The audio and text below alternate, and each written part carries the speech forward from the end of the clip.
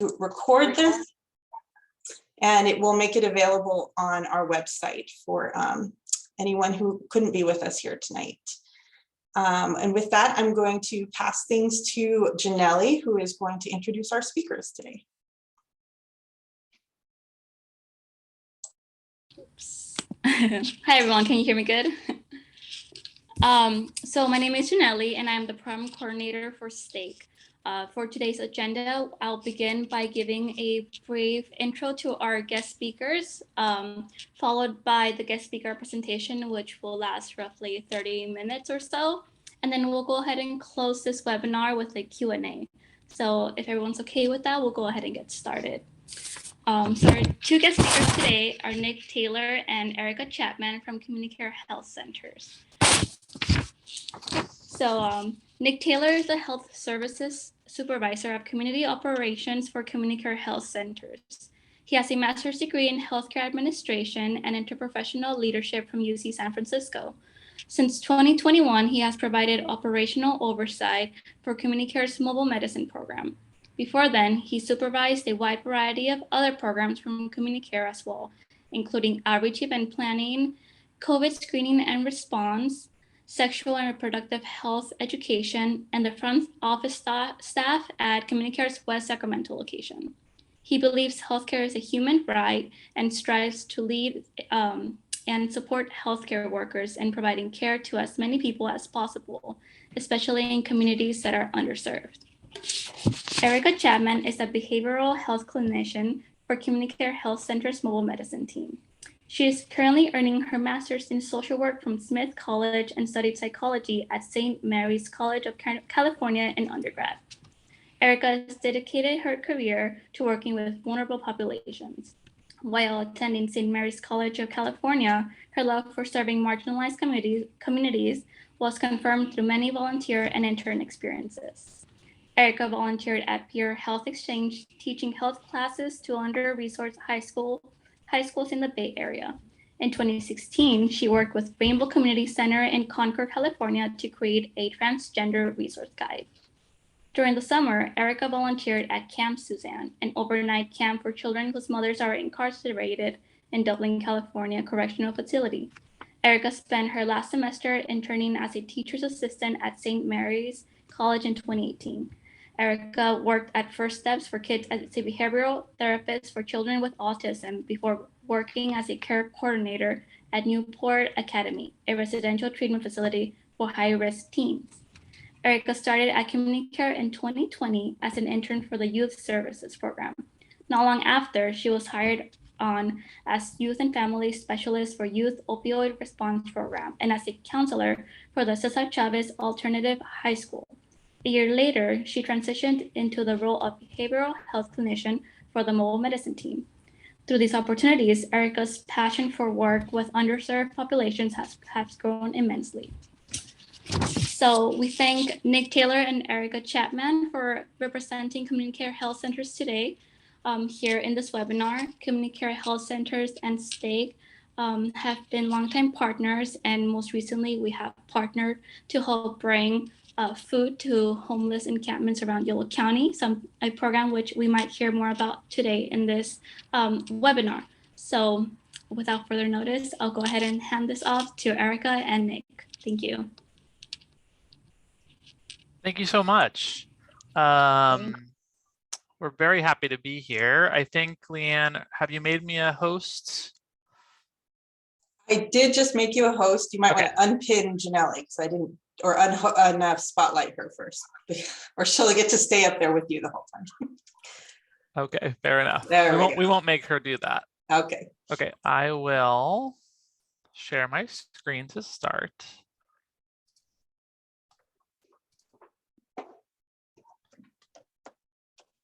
Okay. Can everyone see the screen here with our first slide of the presentation? Great. Okay, Erica, you want to take it away? Great. Yeah, thank you all so much for having us here today. We're really excited to get to share this information with you all. Before we get started, I was wondering what your experiences have been with people experiencing homelessness, whether that's through volunteer work, family, friends, family members or friends, or people you see in the community. What has your experience been like?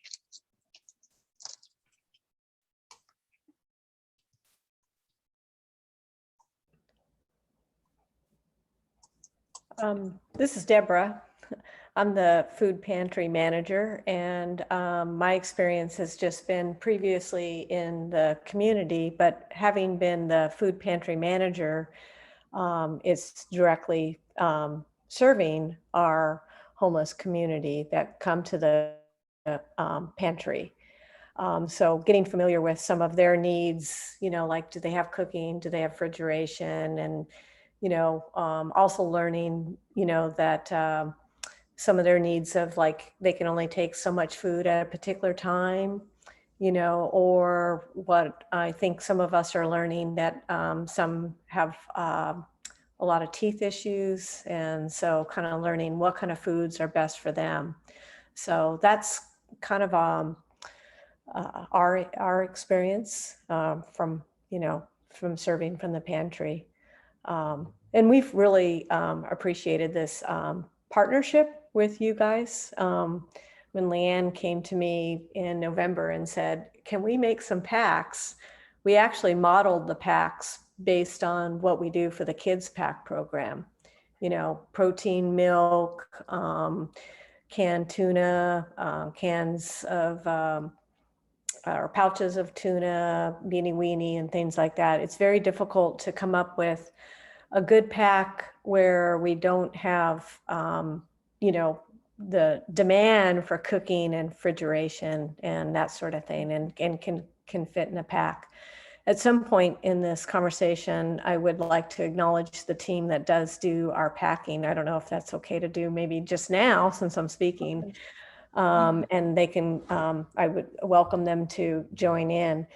Sherry, Eric, Terry, and Marjorie are the three people that do the week-to-week packing, and they're very diligent about and concerned about, are we providing the food that we have available that we can get to your team?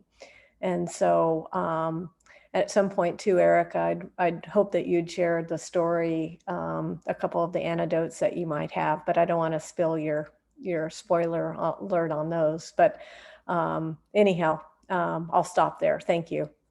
If others would like to speak up, that would be good. Thank you, Deborah, and thank you to all who pack the food bags for us. I'll definitely talk more about that later, but certainly want to acknowledge all of you. Hi, I'm Robin. I volunteered for a couple years at 1111 H Street and worked with inside and did a lot of stuff to help in the office, but I saw the homeless in action and I saw their needs, and I was just struck because a lot of it are very fearful of homeless, and I wanted to be with them and get over that fear, because they're human beings and they want what we want. We all want the same thing, and I saw that, and I don't. Of course, when you see some of these folks downtown Davis or whatever, you might have fear because they are disheveled and exhibit a behavior that might be frightening. But it was a very controlled setting at the homeless shelter, and I'm glad I was able to help there. Thank you, Robin. Yeah, you're really speaking to the stigma that people who are experiencing homelessness experience every day. And we really hope to fight that stigma and educate people so that there isn't so much fear. Thank you all for sharing. Oh, I just want to add one quick thing. I'm not sure how many people are aware, but we do have one homeless individual who volunteers for our at our food drives. I think we actually haven't seen him since COVID, but hopefully he'll be able to get back involved when he feels ready or is able. But it's we do have. Just want to point out that it's not just clients we serve, but also part of our community of giving back is there are homeless individuals as well that are in part of this community in that way. That's amazing. Thanks for sharing that. I didn't know that. That's amazing. That's awesome. I think it's really important to include the folks in the communities that we're serving in the work that we're doing. Okay, can you go to the next slide, please? Yes, ma'am. Thank you. Oh, whoops. I'm sorry. It's probably going to skip. Oh, there we go. That's good. Great. So some of the things that we're going to go over today, we're going to talk about our program, some of our data, share stories from the field, and talk about our STEAC partnership. First, we want to go over some definitions. When we are talking about people experiencing homelessness, we like to use person-first language. So instead of saying homeless people, we say people experiencing homelessness. This puts focus on the person rather than the situation. It really humanizes the individual. Housing First is an approach to serving people experiencing homelessness that recognizes a person must first be able to access a decent, safe place to live before stabilizing, improving health, reducing harmful behaviors, and increasing income. It's based on the hierarchy of needs that people must access basic necessities like a safe place to live and food to eat before being able to achieve quality of life or pursue personal goals. Shelter is temporary, and there is a lot more rules and restrictions versus housing. One type of housing and Housing First is permanent supportive housing. I don't know if you all have heard of Mercy in West Sacramento. It's a new permanent supportive housing that opened a few months ago.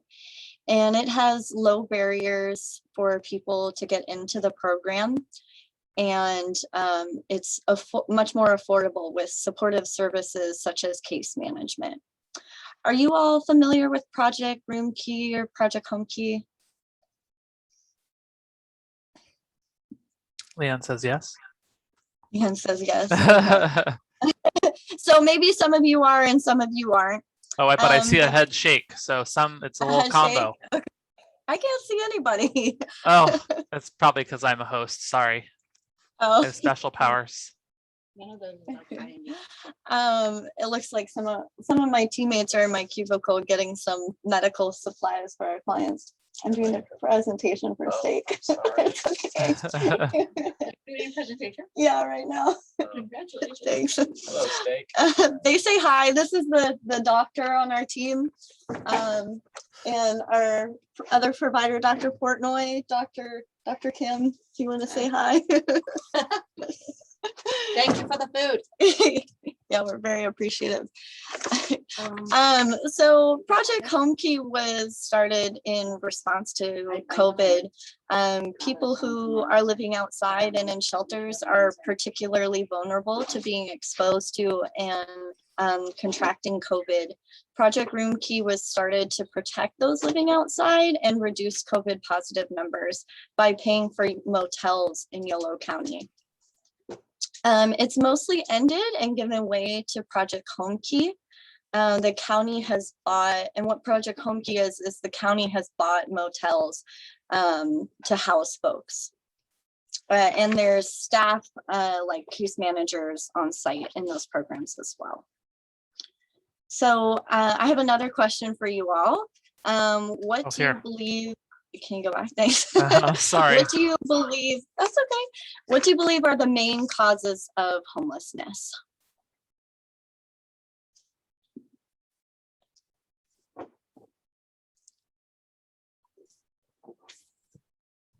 Should play some Jeopardy music, perhaps. Mental illness. Do. Mental illness, I heard. Mental illness. Job loss. Yeah, unemployment. Maybe not enough family support in some cases. Okay, yeah. Lack of family support. Not Right. feeling a sense of community, in Okay. feeling part of the community for whatever reason they're alienated from the community. Right. Yeah. Alcohol, drug abuse, ever rising housing costs. Yes. Yeah, lack of affordable housing, definitely. Nick, can you go to the next slide, please? Yes. Thank you. Yeah, so a lot of you mentioned the things that are on this list and really hit the nail on the head. There tends to be a lack of understanding of the causes of homelessness. People tend to have biases that place blame on individuals as opposed to recognizing the structural and systemic reasons and barriers for why people are experiencing homelessness. Someone mentioned of lack of affordable housing, and that is really one of the main causes of homelessness. Do you all know the average cost of rent in Yolo County?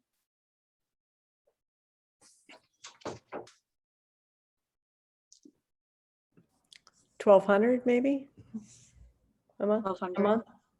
1,200. That's a little bit low. Okay. 14, I think is what I would have said for a 1-bedroom. That's close. So in Yolo County, the average cost of housing is $1,500 a month. That's $18,000 a year. In Davis, the average cost is $2,400, and that's $28,000 a year, which leads me into low wages is one of the causes of homelessness. Minimum wage in California is $15 an hour. That's $29,000 a year.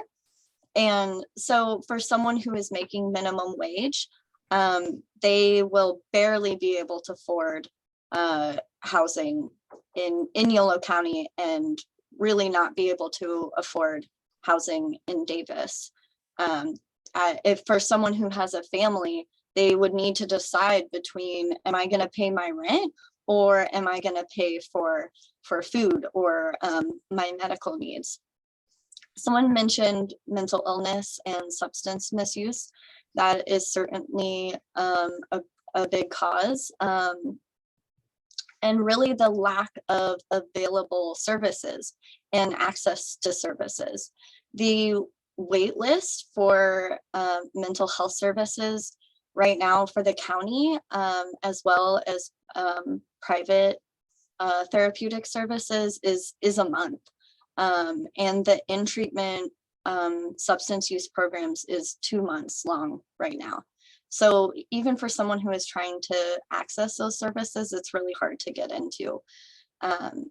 A month or two for someone who is struggling with mental illness or substance misuse is a really long time. And disability is also a big one. People with a disability experience housing, healthcare, employment, and wage discrimination. On average, people with disabilities are paid less and hired at a lower rate. And they also have more expenses. Domestic violence is a big one too. For folks who are experiencing domestic violence, they often are relying on their partner for financial stability and housing. And when they try to escape the domestic violence situation, they lose everything and end up without any type of housing.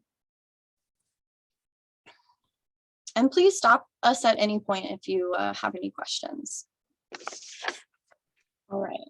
So from 2019 to 2004, Boston, I think Boston University, I want to say, conducted a study on the mortality rate among unsheltered homeless adults living in Boston. They followed a group of 119 rough sleeping adults. Rough sleeping just means that they were living outside For this group, they experienced 31 ER visits per person. This costs about $22,000 per person per year. So it's quite an expense. And they found that a third of the folks in that study died within 5 years. So homelessness really is a life-threatening condition. They conducted another study a few years later with 445 rest sleeping adults. They found that the mortality rate for people who were living in a shelter was 3 times more than the rest of the population, and that the mortality rate for people who are living outside is 10 times higher than the rest of the population. And there's similar results in other studies, or I'm sorry, other cities. And I just want to go back to the 22,000 per person really quick. You know, that was several years ago, so it's probably higher now. But the average cost of rent in Boston at that time was between $10,000 and $12,000. So it would have been much cheaper to house people as opposed to paying for those medical costs.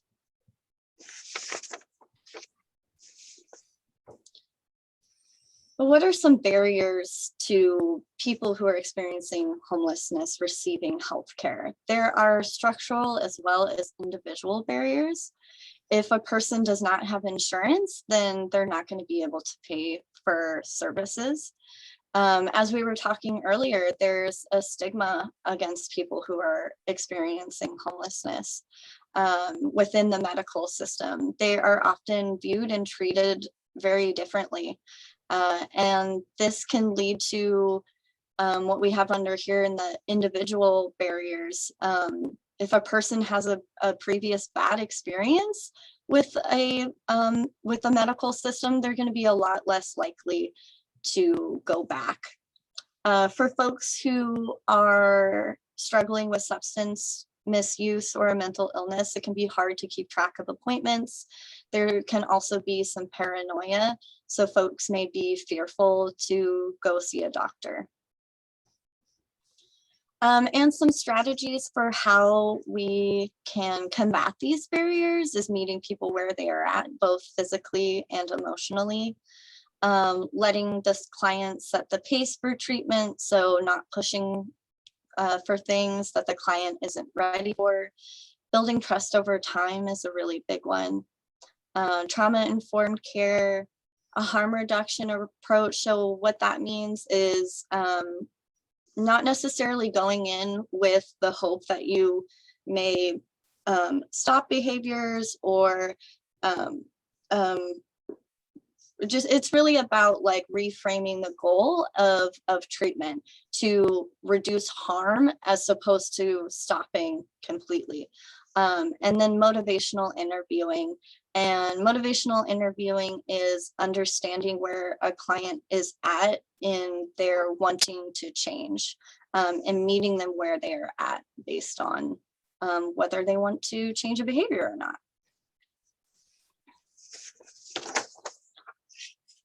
Okay, this graph here shows the population of unhoused folks in Yolo County.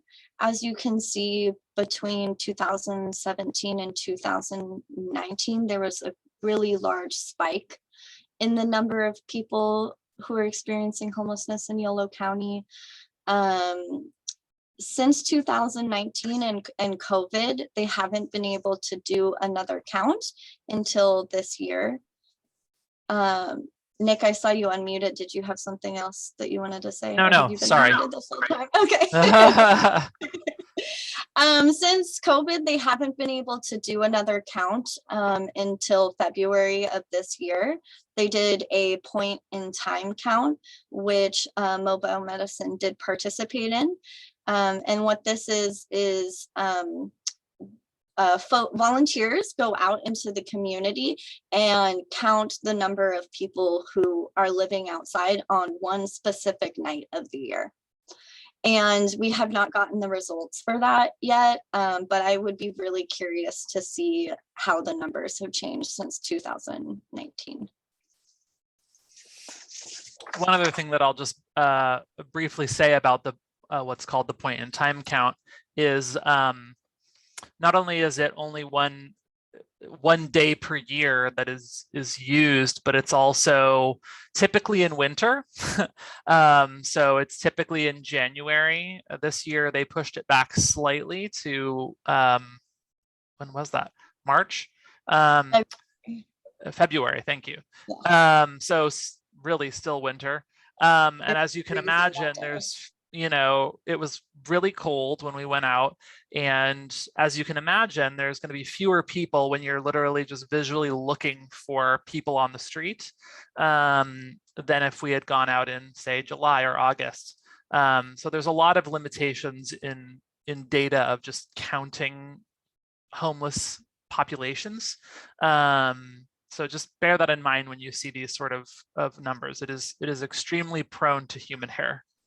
I appreciate you saying that. I'll also add that during the winter time, we are housing a lot more folks. Correct. So the count is going to be a lot lower. Mm-hmm. So, who are we? So the mobile medical team with CommuniCare is really a collaboration of multiple different networks of care. So the staff of the mobile medical team are all employees of CommuniCare health centers. However, we are grant funded through joint funding from Sutter Health, Dignity Health, and Yolo County Health and Human Services. We really interface with people from all of those different systems in order to coordinate care for clients. And it's just sort of the nature of the beast that, especially with clients who are experiencing homelessness, that they may interact with any number of these systems. They may interact with case managers, with homeless services through the county. They may go to a Sutter ER or hospital. They may go to a Dignity ER or hospital, or any combination at different times in their life. So it can often be quite complicated to coordinate care for these folks. And that is sort of a part of the reason why all of these different players sort of have an interest in this work. So our goal as a team is to reach, stabilize, and connect. So what that essentially means is going out and literally meeting people on the street where they are and providing direct field-based care to them as a first step. And that can mean anything from wound care to treating chronic disease to behavioral health and substance use services. We really see a whole gamut of concerns with these folks. And we know that these folks tend to have a lot of unmet medical and behavioral health needs that are often quite chronic, and results in them utilizing the ER for a great deal of their care, which, as Erica already went over, is extremely costly for society. So our goal is to keep people out of the hospital, to keep people out of ER. And the way we do that is not only by providing direct field-based care, but also, whenever possible, connecting people to brick and mortar services, connecting people to a primary care provider, connecting people to specialty care when they need it, etc. So that is sort of our overarching long-term goal for everybody that we see. So this goes just into a little more detail of the specific services that we provide. So within the medical realm, we see all different varieties of urgent care concerns. We also provide a lot of care for chronic conditions like congestive heart failure, COPD, diabetes, as well as a variety of behavioral health concerns and substance abuse related concerns as well. We do not yet have dental services on board. That is sort of a longer term plan that will probably start next year, where we will be able to actually have dental staff come out with us and do screenings and even some basic procedures on site. So that's a longer term goal. And then we also provide outreach and linkage to services, whether that is specialty care or linking people to primary care services, or linking people to hospitals if they require ER or hospitalization, or substance use treatment as well. The team, which part of whom you've now already met, are a nurse practitioner, a physician, we have an RN, a medical assistant, a social worker, who obviously that's Erica. We also have a peer advocate on the team. His name is Jack. He's actually someone with lived experience with homelessness. That was something that's been important for our team, to have, folks that are actually able to connect with other people who've experienced homelessness, who have experienced the same thing. And operations support, which is mainly me. So that is our team. This is the van. So on the left-hand side, that is the van that we currently use. Right now, it is mainly used for transportation and storage of medical supplies and things of that nature when we're going from site to site. So we don't really see clients inside of the van.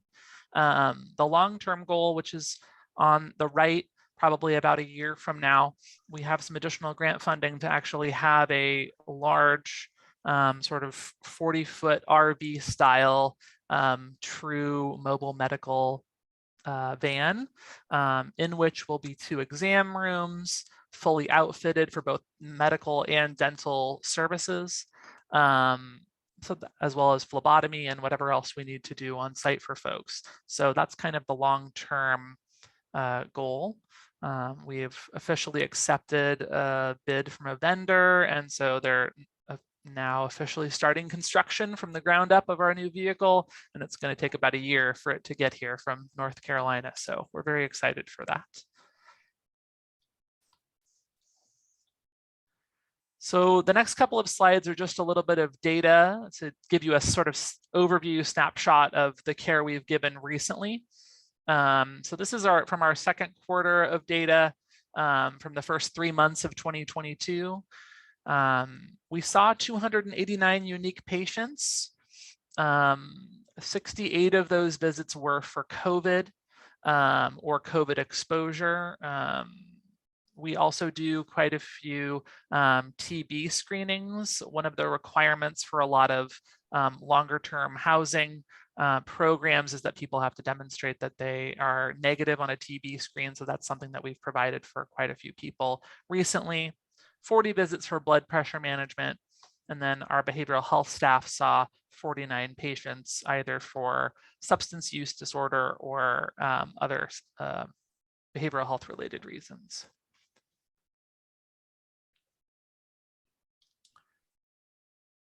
We basically go out 3 days a week.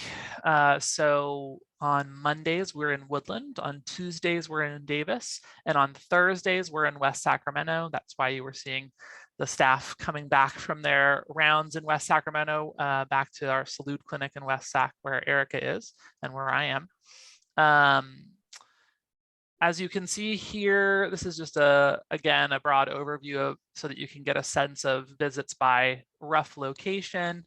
There are quite a few more visits in West Sacramento and Woodland for a couple of reasons.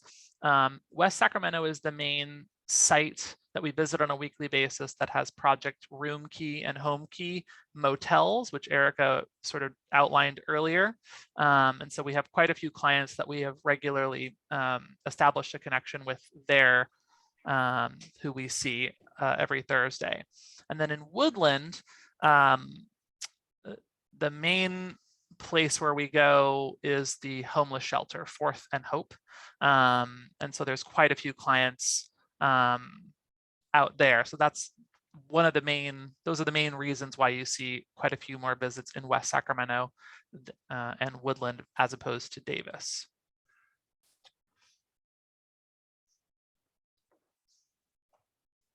This past quarter, we saw a little bit more urgent care than other things.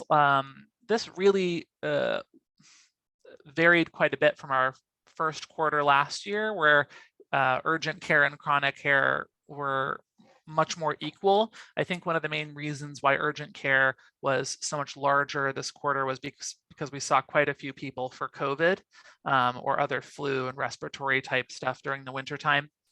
So 57% of clients seen for urgent care, 15% treatment of chronic conditions, 10% ER follow-ups, 5% hospital follow-ups, 11% wound care, and then 2% MAT, which stands for medication-assisted treatment, which is for substance use.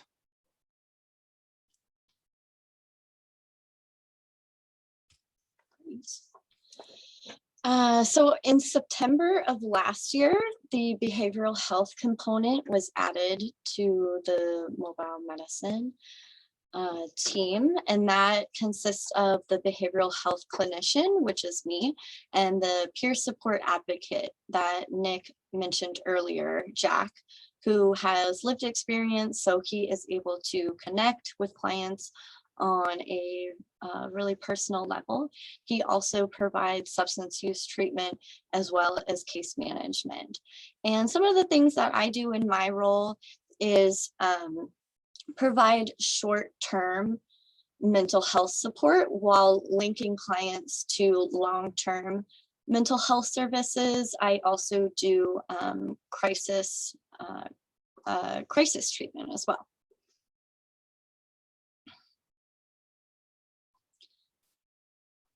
So some of the experiences that our clients have that we see, pretty much, I would say all of our clients have experienced some form of trauma, often starting in early childhood. Homelessness itself is a form of trauma. Grief comes in many forms, not just the loss of a loved one, but also the loss of a home, possessions, independence. If you look at the picture on the right there, that is from a memorial service for a client at Project Room Key who passed away. She was a really big part of the community and her loss was really felt. And it was really beautiful to see everyone come together for this memorial service. And this is outside of her room where she was living. And many of our clients also are struggling with severe mental illness. This could be PTSD, major depression, anxiety, bipolar, schizophrenia. Those are some of the common ones that I see in the field. And several of our clients are struggling with addiction as well. The majority of people who struggle with addiction are using substances to cope with untreated trauma or to self-medicate for untreated mental illness. Then on the right there are some of the identities that our clients hold. We have some clients who were former foster youth, who are veterans. We have many elderly clients. About 15% of our clients are 65 and older, and they struggle with dementia, are handicapped, and really have a difficult time taking care of themselves. When I first started with Mobile Med, I was really struck and startled by the amount of clients that we have that have physical and intellectual disabilities. I found a few studies that showed about 40% of people experiencing homelessness have some sort of disability. And then all of our clients have little or no income. Some of them have SSI, And for folks who are receiving SSI, that's between $800 to $1,000 a month. And as we discussed earlier, this is really not enough to be able to afford housing in Yolo County. We're going to share some stories with you about clients from the field. All of the stories and pictures have been, we asked our clients for permission to share these stories and photos. And if you choose to pass these stories along, please do so with respect. First, I'm going to share a story with you about a client who I'm going to call Lester, who I have been working with for many months now. Lester used to work as a commercial fisherman. It was his livelihood, but also his passion. Due to chronic pain and disability, he was forced to quit. Not only did he lose his livelihood and source of income, but he lost his purpose in life. Let's see. Along with that, he lost his home and everything he owned. He became homeless and has been living outside for 3 years. Lester had underlying mental health disorders, and as a child, he was severely abused. He struggles with PTSD and major depressive disorder. Up until this point, he had been coping with his mental health symptoms, but when he lost everything and began living outside, his mental and physical health declined. In the 3 years that Lester was living outside, he tried to end his life 6 times. I met Lester the first day that he got to the shelter. He had just been discharged from a 115-day stay at the psych hospital following a suicide attempt. He was tearful and had no hope. He did not want to continue living. With weekly counseling that I provided, shelter, a secure source of food, medication for his mental and physical health provided by our medical team, and the relationships that we formed with him, Lester's mental health improved, and he is no longer suicidal. He smiles, laughs, and makes jokes. He enjoys reading science fiction novels and is planning for the future.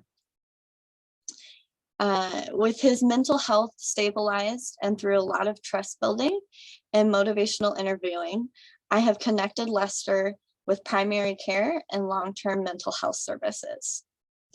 In order for Lester to continue to progress, he needs more stable housing. And this is a direct quote from him. "This isn't the end of the road for me." I really like this story because it so clearly demonstrates what a different shelter and access to services can make.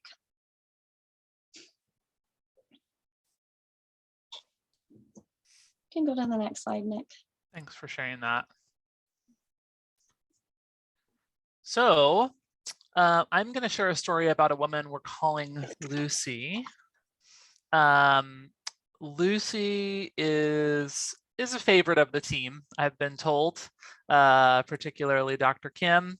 As you can see, her shirt says, "If my mouth doesn't say it, my face definitely will." You can see her pictured with her dog there. Her dog's name is DOG. So she, as you can tell, she's a client with a little bit of sass, which we like. Lucy is a middle-aged woman with uncontrolled type 2 diabetes. She's on insulin. She has 3 dogs, and she's chronically homeless. She's been homeless for years. In August of 2020, she burned her finger on a hot plate and severely damaged it. Her finger got worse because she didn't have access to medical care. She went to the emergency room at UC Davis Hospital. After her discharge from the emergency room, she was referred to our team, and we started seeing her on a weekly basis. We provided her finger with wound care, and we also started managing her diabetes. When she went to the ER, she was actually told by the ER physician who treated her that they actually wanted to amputate the end of her finger because it was so severely burned. And she basically told them no, that she would go against their medical advice and keep her very damaged finger. So they did what they could to clean and remove the parts of the finger that were too severely damaged, but basically keep her finger intact. After she started seeing us, she started taking insulin every single day again.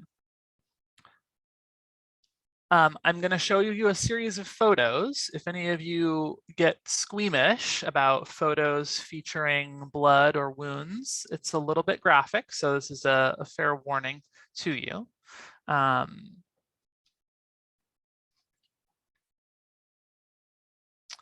So this is the way that her finger initially looked when she first went to the ER and they assessed her there. This is what happened. This is a picture of her finger after they treated her in the ER. As you can see, it's certainly not healed. However, after we started seeing her and providing her with regular wound care, you can see that her finger there is, I mean, extremely well healed compared to how it started. And again, she didn't have to get her finger amputated because of the care that we directly provided to her. We also were able to help her bring her A1C under control. So if you're unaware, a normal A1C would be 5.7 or under generally. Her A1C when we first started seeing her was 14. So that's very uncontrolled diabetes. And it came down to 8.3 and eventually down to 6.9. So a significant improvement for someone with that severe of uncontrolled diabetes. She's also been established with care at CommuniCare health centers, and she's seeing her primary care physician regularly. We were also able to support her in moving into permanent housing, where she has been since August of 2021. So this story is really a testament to, similar to the last story, where simply being able to connect people to services and then connect them from there to housing really has a powerful impact on their lives and can make major, major health improvements to their life.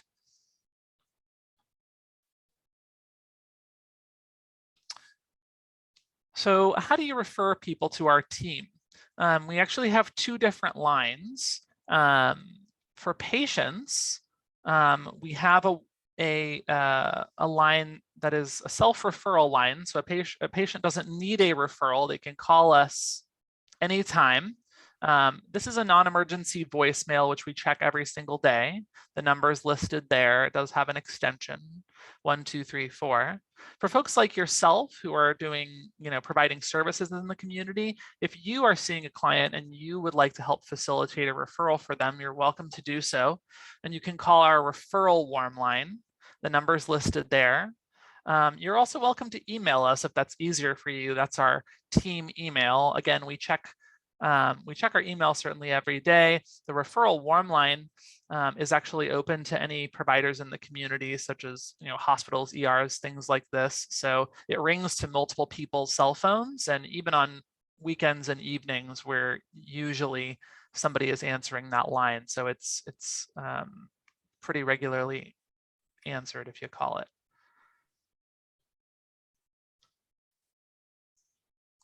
Great. Let's talk about our partnership with STEAC. So this started in November of last year. We started with receiving 20 bags, 5 of which were soft bags. So these soft bags are for folks who have dental issues. And just recently, we've bumped it up to 30 bags. We give these bags to clients who we meet in encampments, at the shelter, in the motels, who do not have a secure source of food.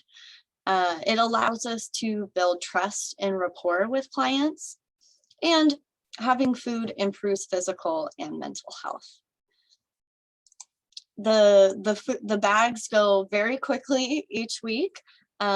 Folks are very grateful to receive those. And I want to share a story with you about a client who I'm going to call Patrick. He was using the day services at the shelter when I met him. When I first met him, he accepted the bag. He was pretty apprehensive to talk to me and just went on his way. But the following week, he actually approached me, and he told me that when he got the bag from me the previous week, he hadn't eaten in 4 days, and that the food saved his life. You can see there's a direct quote there. And it helped us to form a relationship. We got to talking, and he shared with me that he was struggling with substance misuse, and I was able to connect him with substance use services. The client that I mentioned earlier, Lester, was briefly exited from the shelter. And while he was exited from the shelter, I continued to meet with him every week. He is pretty severely physically disabled and cannot get around. I don't know if you all are familiar with where the shelter is, but it's in the middle of nowhere. And there's no bus line that goes out there. So once he was exited, he was just living in a field right next to the shelter and was not able to walk to go and get food for himself. So I really believe that the food bags were imperative to his survival while he was exited from the shelter.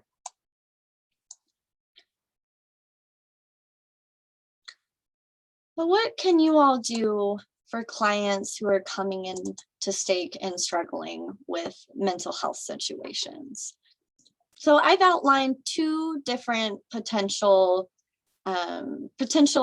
things that you all can do, or services that you can reach out to or connect clients with.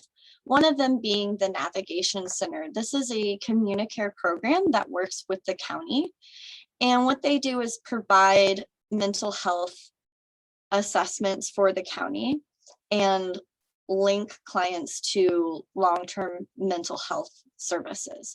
They also provide crisis interventions. So if a client is actively suicidal or homicidal, they can come into the Navigation Center, and the Navigation Center can put them on a 5150 hold if they determine that that is what the client needs. They can only do so if the client goes into the center, however. The other thing that they provide is substance use assessments and linking clients to substance use treatment. This is a really great resource if clients are struggling with mental health, struggling with substance misuse, but are not really actively suicidal or homicidal, so they're not like an immediate threat to themselves or others. This would be a good place to refer clients to. It's also a good resource for service providers as well. If you're unsure about how to support a client in a situation, you can always give them a call and they can guide you in how to support the client. And I've provided their phone number as well as their address. If you're familiar with the Health and Human Services Agency on A Street, they're in the exact same building. The other option is contacting the Davis PD non-emergency line. And what this is really for folks who are in severe mental health crisis, and they are an immediate threat to themselves or to other people. So they are going to hurt themselves or hurt others. And if you call that number, Officers along with a mental health provider will come and work with the client and potentially put them on a 5150 hold if they determine that that is what is needed. It is in no way your job or responsibility to be making assessments and determining what level an individual is at as far as, you know, whether they're in crisis or not. So like I said, if you're unsure, it's a good idea to call the navigation center. I also just want to mention that we have clients sometimes who may be talking to themselves or yelling, and that can be kind of shocking or concerning to people, but that doesn't necessarily mean that they are an immediate threat to themselves or others, and doesn't require calling the Davis PD non-emergency line. And that's it. Thank you all so much for having us. Here are our emails if you want to get in contact with us. And we'll just leave you with the picture of this note that our team found in one of the encampments. Someone had written it and it was on the ground. It says, "Make today worth every minute. Love your life." So we're happy to take questions if folks have them.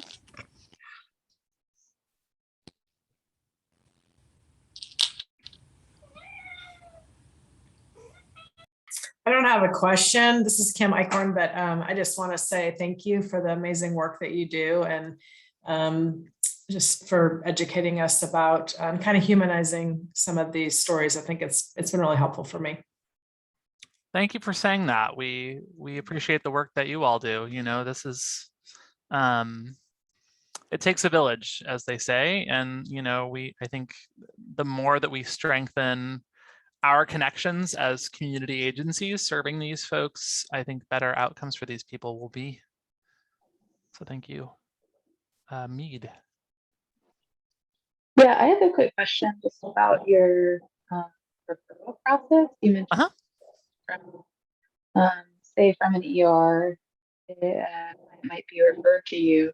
I'm just curious what the support looks like to actually link them to the first time of being face-to-face with your providers, like what that pathway looks like. Good question. It's a process. It's been a work in progress to make that path as smooth as possible. Essentially, we've partnered particularly with Sutter Davis Hospital staff and also Woodland Memorial Hospital staff, particularly ER staff and inpatient staff. So I mean, obviously they have the information that I presented you. They also have a referral form. So we've kind of formalized the structured referral process of all the information that we need about the client in order to make contact with them. So if the client has a phone, we want to know what their phone number is. If they don't, we want to know as much as possible what specific location they're being discharged to. If they have a car, what does their car look like? All those kinds of details, so that as much as possible, we can make that sort of first connection with them. Our staff will also sometimes go out to hospitals and ERs and actually do a bedside handoff with the hospital staff and the ER staff, because we know obviously that when you can put a face to a name, and the ER or hospital is not just referring them to a faceless entity that they've never seen before, and they can see that we're real people who really will support them, they're much more likely to participate in follow-up care. So that's roughly how it looks like. Does that answer your question? Neat, yeah, that definitely does. And neat that you're able to do that warm handoff. Yeah, it's been very helpful. Cool, thank you.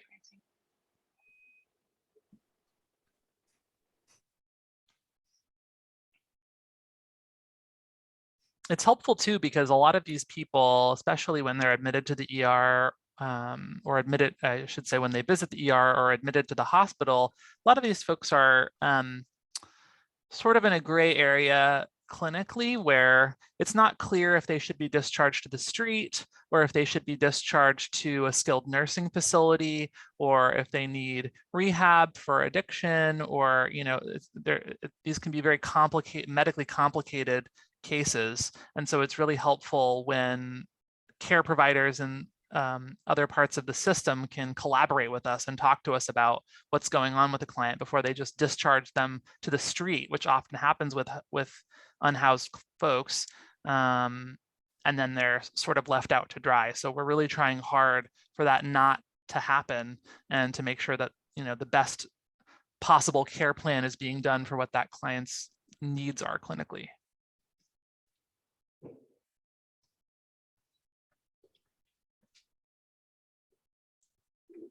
I would just ask one question.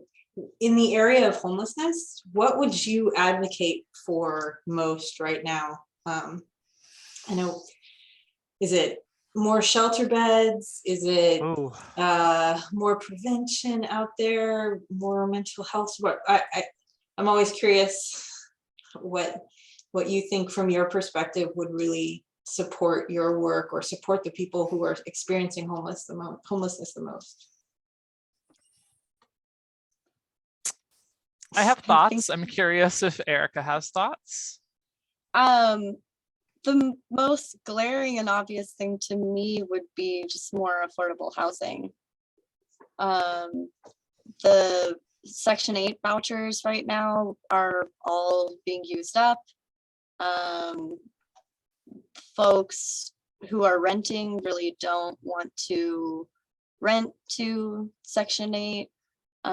We really just need more housing that people can actually afford and get into. I would also say, I think we need more robust mental health and substance use services in the county. It's very inadequate to meet the actual demand of what people actually need. There's not enough beds for substance use treatment or even other types of inpatient treatment. And often, you know,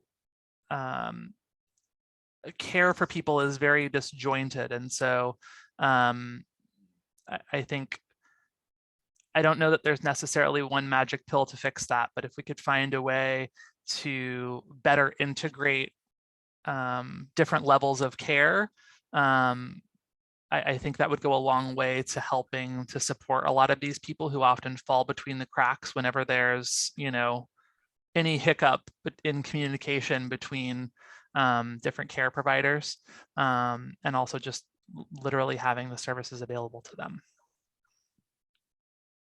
This is Katie. I had a follow-up to Leanne's question.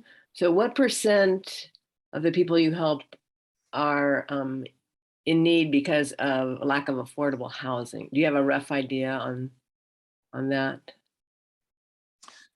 I don't know offhand. It's a mixture. So there are, and I don't know that I've heard the numbers before, but it's not coming to me immediately. But there's a percentage of people who are chronically homeless, like the woman Lucy, who I told you about, who've been, you know, who have been homeless for years and years. And there's another sort of section of people who have only been homeless for like a year or less. And that's often due to short-term economic reasons, job loss, things of that nature. Whereas the chronic homeless population, it tends to be other things that have complicated the picture. But Erica, go ahead if you have other thoughts. Yeah, I don't have a specific number. I can just say anecdotally. Sorry, we have a page coming through our overhead system, which is very fascinating. Is that what's going on? Okay. I can just say anecdotally that I have a good majority and a handful of clients who are receiving SSI and wanting to get into housing and are not able to do so because the lists are full and they're not there are no available units. Okay, all right, thank you. Yeah. And they'll be on the wait list for, year or more. All right, thanks. I want to thank you guys. I want to acknowledge that we're over time and you guys have graciously continued answering questions. But I want to make sure you guys can get home and have some dinner. No problem. We're happy to be here, and please feel free to reach out. You have our contact information, so please reach out. This is not a one-time conversation, so we're happy to continue collaborating with you. And if you want us to come back and present again, we're happy to do that, or however else we can support. Awesome. It's been wonderful, and I learned a lot. I really appreciate it. And thank you everybody who came and is still here and listening. And like we said in the beginning, if you have some ideas about what you want to do for our future meetings, or want to be on the committee that helps select it, please let us know, because we're looking for you. Thank you, Erica and Nick. Thank you. It was great. Thank you so much. Thank for you. having us. Take All care, right. everyone. Good night, everyone. Bye-bye.